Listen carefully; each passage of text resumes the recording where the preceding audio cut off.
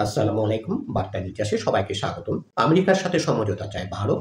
America ও ভারতের মধ্যে বাণিজ্য নিয়ে দীর্ঘ টানাপোড়েনে আলোচনার পরেও কোনো ইতিবাচক ফল না আসায় ভারত এবার সক্রিয়ভাবে সমস্যা সমাধানের পথে হাঁটতে চাইছে।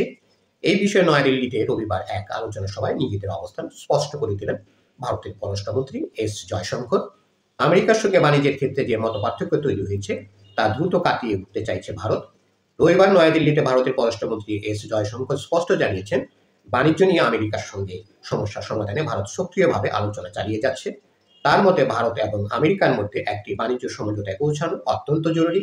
তবে একই সঙ্গে তিনি ভারতের উপর চাপানো মার্কিন শুল্ককে অন্যায্য বলেও উল্লেখ করেছেন। বর্তমানে ভারতীয় পণ্যের উপর মার্কিন প্রেসিডেন্ট ডোনাল্ড ট্রাম্পের চাপানো মোট 50% শুল্ক কার্যকর রয়েছে। প্রথমে 25% শুল্ক চাপানো হয়েছিল, পরে রাশিয়া থেকে তেল কেনার কারণে আরও 25% শুল্ক চাপায় আমেরিকা।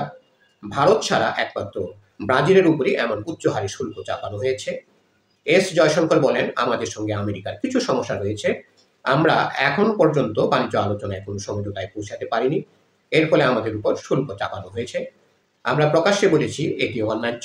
শুধু মার্কিন শুল্কই নয়, রাশিয়া থেকে ভারত তেল কেনায় আমেরিকার অস্বস্তি এবং তার জন্য চাপানো জরিমানা শুল্ককেও তিনি অন্যায় বলে ব্যাখ্যা করেছেন। তিনি মনে করিয়ে দেন, বিশ্বের বৃহত্তম বাজারগুলির মধ্যে একটি আমেরিকার বাজার। তাই বাণিজ্যে একটি সমঝোতা থাকা ভারতের জন্য অত্যন্ত গুরুত্বপূর্ণ।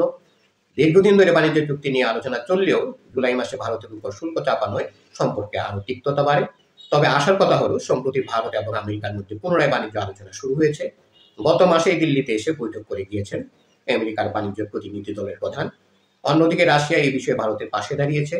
রাশিয়ার প্রেসিডেন্ট ভ্লাদিমির পুতিন আশ্বাস দিয়েছেন, ট্রাম্পের শুল্কের কারণে ভারতের যা ক্ষতি হয়েছে তা রাশিয়া পুষিয়ে দেবে।